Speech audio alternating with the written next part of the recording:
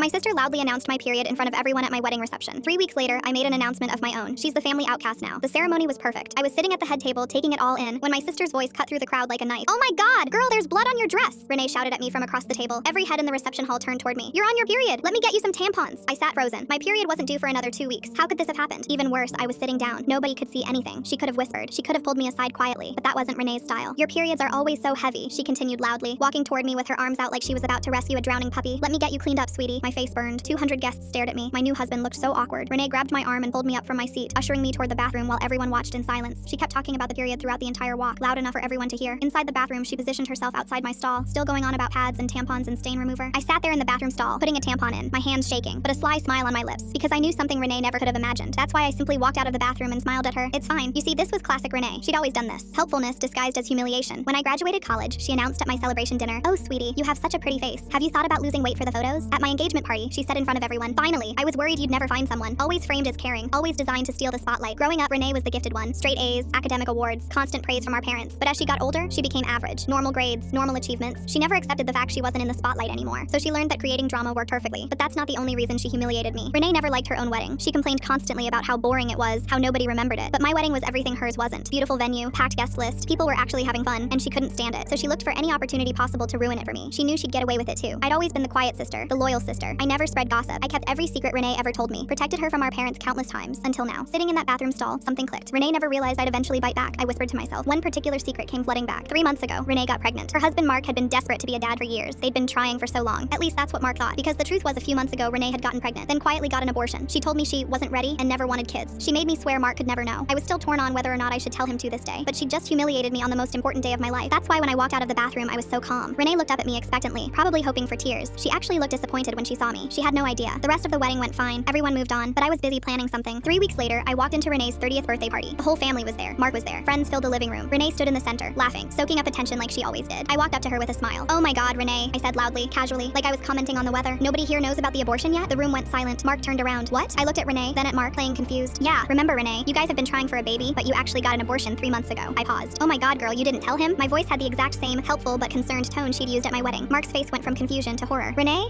No, she's lying," Renee stammered, her face going pale. "She's making it up. Why would I make that up?" I asked innocently. "You told me yourself. You said you weren't ready. You made me promise not to tell." Mark stared at his wife. "Renee, tell me she's lying." Renee's mouth opened. Nothing came out. Everyone watched her, the same way everyone watched me at my wedding. "You lied to me?" Mark's voice cracked. "We've been trying for 2 years." The room erupted. Mark walked out. Renee screamed at me, tears streaming down her face. Our parents rushed over, confused and horrified. I stood there calmly. "I thought you liked it when people were helpful in public," I said softly, just loud enough for Renee to hear. Over the following weeks, Renee's marriage imploded. Mark filed for divorce. Our family called her a monster. I haven't seen her in 2 months. Last I heard, she's planning to move to Denmark and disappear.